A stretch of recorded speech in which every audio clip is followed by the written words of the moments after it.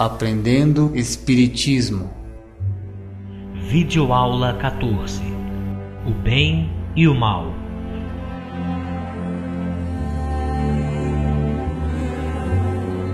A concepção espírita da obra de Deus é semelhante à ideia da filosofia original da Grécia Antiga a respeito do cosmos, da harmonia universal, de bondade, beleza e abundância, de que tudo o que vem de Deus é bom, sábio e justo, ou seja, perfeito.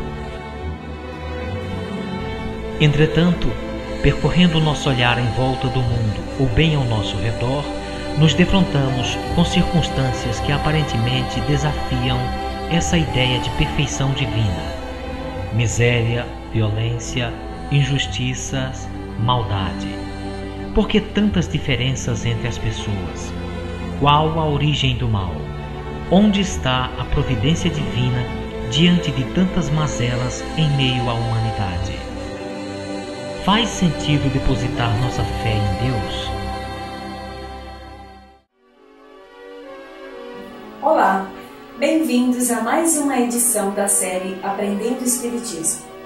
O tema dessa videoaula é muito interessante, porque trata de uma questão recorrente na vida de todos nós: o bem e o mal, justiça e injustiça, felicidade e tristeza, e a ordem da natureza criada por Deus.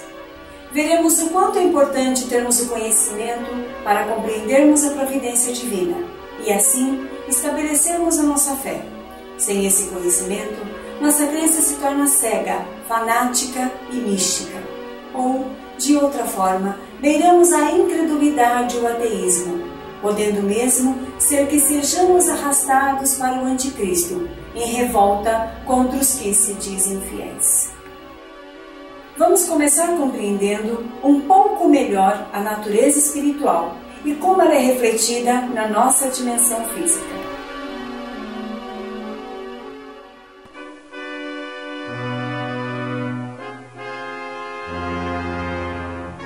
Algumas pessoas são tão apegadas a essa vivência carnal e depositam nela tanta importância que se limitam a buscar respostas para tudo apenas pelas leis da natureza física. Mas, evidentemente, que o que somos, onde estamos e o porquê de nossas condições atuais não podem ser explicados apenas pela ótica humana. Porque algumas pessoas nascem sadias, fortes e belas, enquanto outras nascem em situações tão adversas, não pode ser explicado pelas convenções terrenas. Onde estaria a justiça, a sabedoria e a bondade divina em impor a um indivíduo que já nasce miseravelmente, ao passo que sorteia outros rebentos em abundante bonança?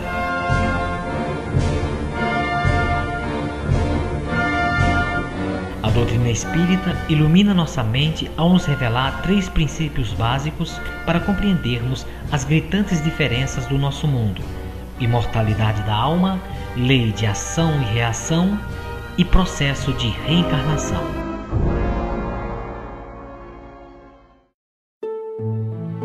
A alma humana é um estágio do ser espiritual, preexistente ao nascimento físico e sobrevivente à morte do corpo material.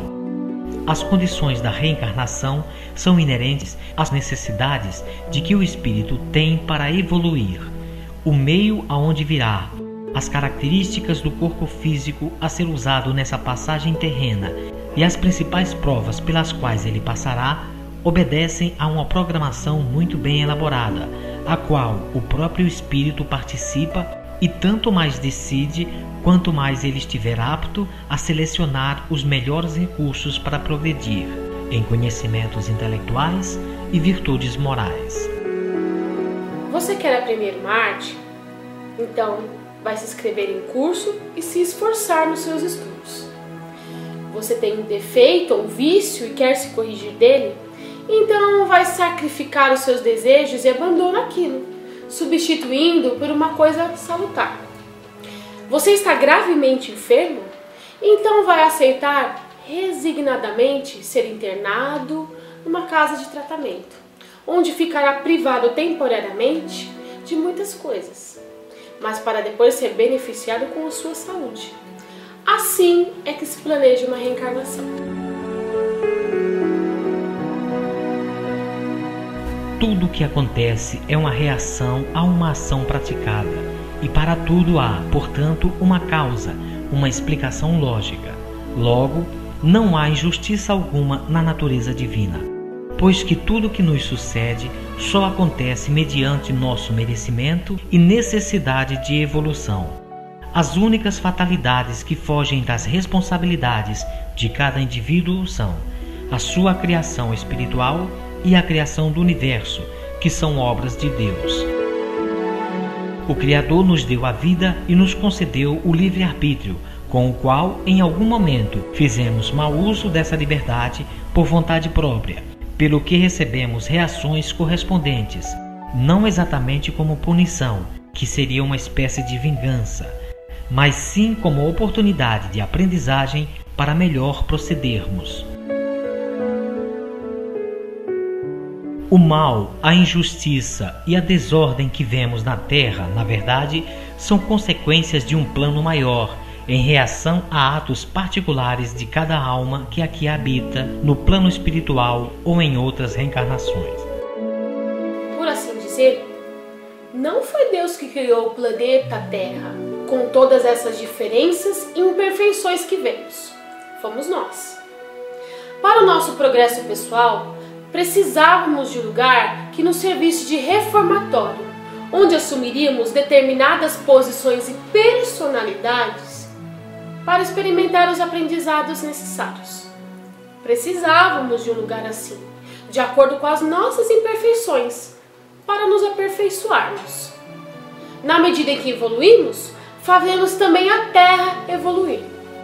Se não se acha hoje explicações para a desventura de um determinado indivíduo, certo é supormos que as causas desse infortúnio estejam em outras reencarnações, como expiação ou prova devidamente justa e necessária para a sua evolução, porque todo efeito tem uma causa. As pessoas se questionam por que é o mal, de onde ele veio e por que o mundo não é perfeito do jeito que elas gostariam que fosse. Então, vamos analisar sobre a origem e a essência do mal para tentarmos compreender melhor a perfeição da obra do Criador. Foi Deus quem criou o mal? Aliás, o que é o mal? Vamos ver.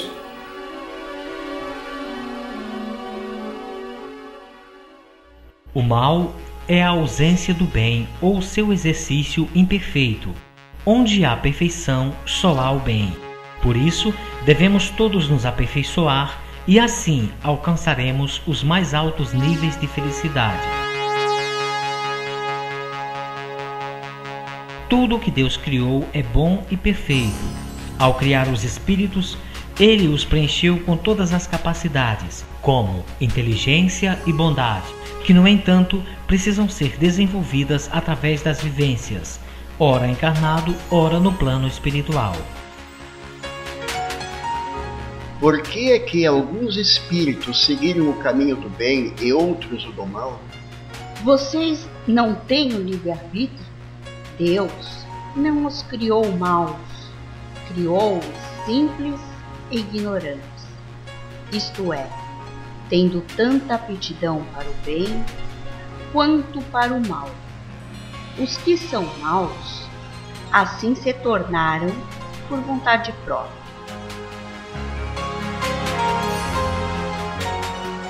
Os espíritos, então, passam pelos períodos da infância, amadurecimento e progridem até a perfeição. Enquanto não atingem o estágio superior, estão sujeitos a cometer imperfeições no que fazem ou no que deixam de fazer. Tais imperfeições sempre resultam em efeitos que muitas vezes são interpretados como algo mau. Quanto mais imperfeitos os atos praticados, menos felizes podem ser os resultados correspondentes. O bem é tudo o que é conforme a lei de Deus. O mal, tudo o que lhe é contrário. Assim, fazer o bem é proceder de acordo com a lei de Deus. Fazer o mal é infringi-la. A obra de Deus é perfeita, embora seja contínua. Ele poderia nos ter feito perfeitos, como anjos, e ter nos colocado no paraíso. Mas assim, onde estaria o nosso mérito? Não há luta entre o bem e o mal, e sim entre a sabedoria e a ignorância. A fim de nos tornarmos perfeitos, o Pai Celestial nos dá todas as oportunidades de aprendizado. Logo, a origem daquilo que chamamos de mal está na necessidade de evoluirmos, que nos impõe o trabalho de procurarmos dirigir nossos esforços para tudo o que é bom, porque não basta ao homem simplesmente não praticar o mal, mas sim praticar todo o bem que lhe cabe. Para os menos virtuosos, o menor esforço é razão para uma gigante lamúria, assim como para o preguiçoso, o mais suave ofício é uma enorme tortura. Ou como para o aluno desinteressado, a escola pode ser o inferno. Quanto mais espiritualizados somos, mais compreendemos que o trabalho, os problemas e as necessidades do dia a dia são maravilhosas lições na estrada evolutiva, cujos sacrifícios são verdadeiras mesquinharias em comparação com a satisfação que nos aguarda. A certeza de um próximo futuro mais ditoso o sustenta e anima e, longe de se queixar, agradece ao céu as dores que o fazem avançar. Contrariamente, para aquele que apenas vê a vida corpórea, esta lhe parece interminável e a dor o oprime com todo o seu peso.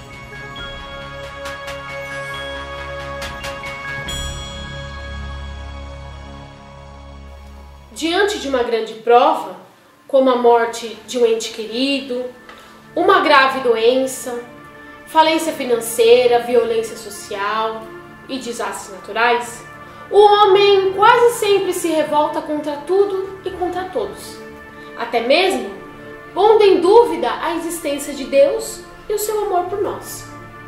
Em tais situações, em tudo que acontece, ele só vê o mal e a desgraça, porque considera que o bem-estar físico e material é o que mais importa.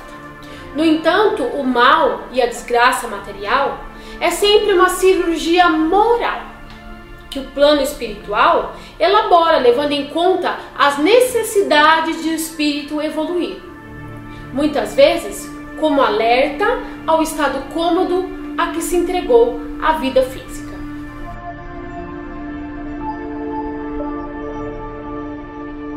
As circunstâncias em que ora nos encontramos na Terra, sem dúvidas, são as melhores possíveis para o nosso estágio espiritual atual, e o que exatamente precisamos para ascendermos na escala evolutiva. Os desastres naturais, as necessidades fisiológicas e as diferenças sociais são exercícios temporários de nosso aprendizado. O que chamamos de mal é então uma lição necessária para todos, não no sentido de que todos devam praticá-lo, mas sim conhecê-lo. Ao lado de tudo que nos parece mal, Deus sempre coloca o remédio para o alívio dos males ou mesmo o resgate de todo o sofrimento, desde que se tenha tomada a lição útil.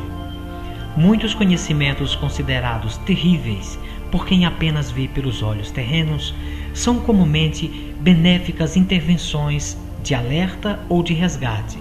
Mergulhados no comodismo dos prazeres materialistas, os indivíduos normalmente abdicam dos valores espirituais e, a fim de que despertem para as necessidades superiores, são acometidos por providenciais infortúnios. É assim que o espírito consciente reconhece a graça de, quando envolvido pela cegueira das paixões humanas, ser acometido de um terrível mal, doloroso para a carne, mas que permita livrá-lo de uma desgraça maior e ainda desperte suas virtudes. Se nascemos para buscar a perfeição, naturalmente que nesse exercício de aprendizagem nós vamos cometer equívocos, e tais erros acarretam consequências para nós mesmos e para os nossos semelhantes, o que são o que chamamos de mal. Contudo, como Deus vê o mal, ou seja, os nossos erros? Vamos tratar agora de erros, arrependimento e perdão, diante da ótica do mundo e da ciência divina.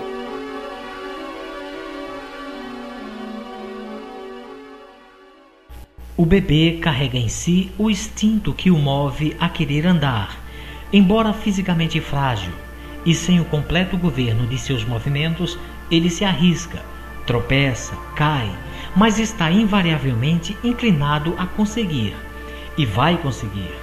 Os pais sabem do risco de o filho tombar e até se machucar, mas igualmente sabem da necessidade de o bebê seguir seu curso de aprendizado.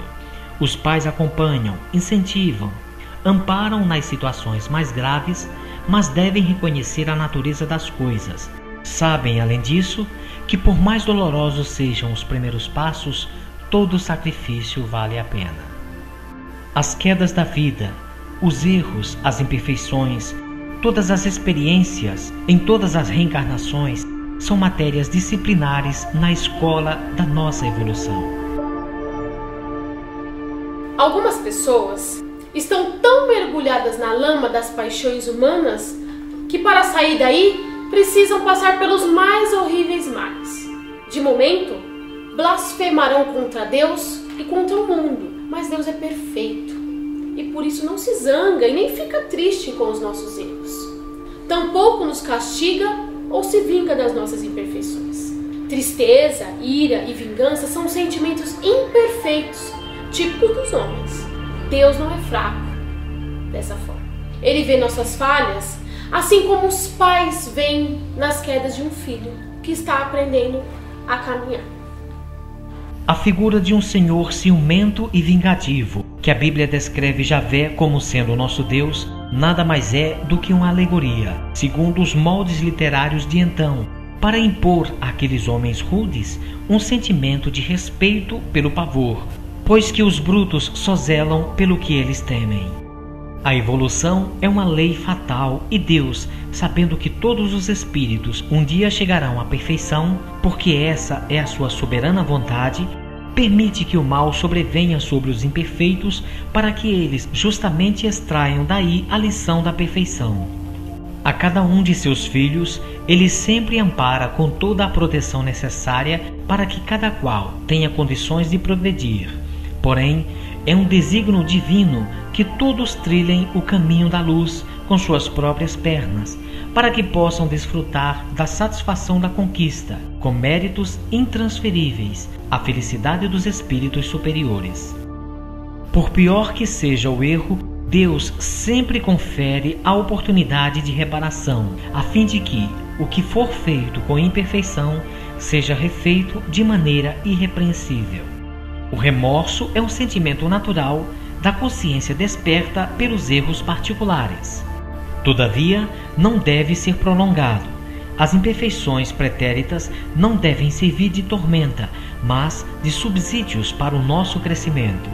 O auto-perdão consiste, então, no reconhecimento de que ainda temos o que nos corrigir e o compromisso de se superar paulatinamente.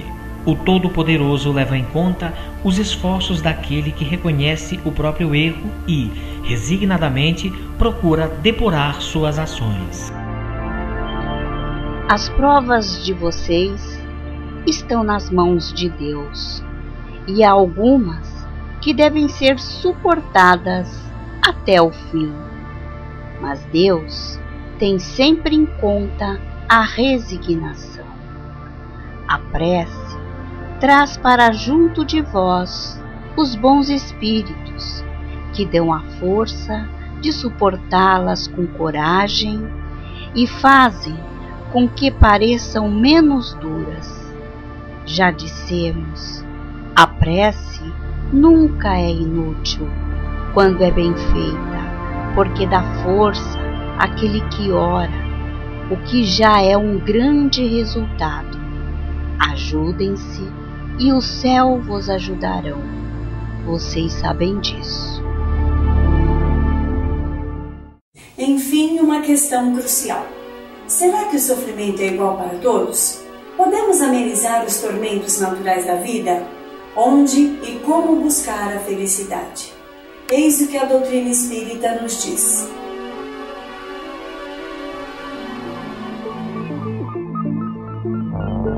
A necessidade de evolução e as capacidades para alcançá-la são iguais para todos os espíritos, pois que Deus criou todos os seus filhos com equidade. Todavia, o tempo e o modo dessa travessia dependem dos esforços de cada um. Quanto maior o empenho para se aperfeiçoar, mais rapidamente o espírito chega à posição superior da escala evolutiva e menor será o seu sofrimento. O homem, pelos seus esforços, sempre pode vencer as suas más inclinações? Sim, e frequentemente fazendo esforços muito insignificantes. O que lhe falta é vontade. Ah, como são poucos os que entre vocês fazem esforços. Ao lado do instinto evolutivo, todo ser inteligente traz consigo uma sensação natural que lhe serve de freio e despertamento: o medo. Por conta do medo, o espírito põe-se em estado de alerta e pondera suas ações, mas que também podem motivar reações agressivas. O medo prepara o indivíduo para a fuga ou para a luta. Por exemplo, pelo medo de solidão, de morrer, de passar fome, o homem pode reagir de diversas maneiras, seja com covardia ou com violência, temendo sofrer pelo mal ou se arriscar pelo bem. A supressão do medo se dá pelas experimentações práticas da vida e pelo desenvolvimento da fé. Aprendendo com os erros e acertos, descobrindo os valores espirituais, é que o espírito aprende a dominar suas más tendências e a praticar suas ações de modo mais aperfeiçoado. Cada degrau alcançado significa então uma maior experiência de felicidade. A fé, fortalecida pela oração e pelo descobrimento das verdades espirituais, é um poderoso mecanismo para aliviar nossos sofrimentos naturais diante das provas da vida, pelo que podemos nos lembrar da promessa do Cristo. Bem-aventurados os que choram, pois serão consolados. Bem-aventurados os famintos e os que anseiam por justiça, pois serão saciados. Bem-aventurados os que sofrem perseguição pela justiça, pois deles é o reino dos céus. Visite o portal Luz Espírita e conheça as demais mídias de estudo e divulgação do Espiritismo. www.luzespirita.org.br. Fique com nosso abraço fraterno e não perca a nossa próxima videoaula.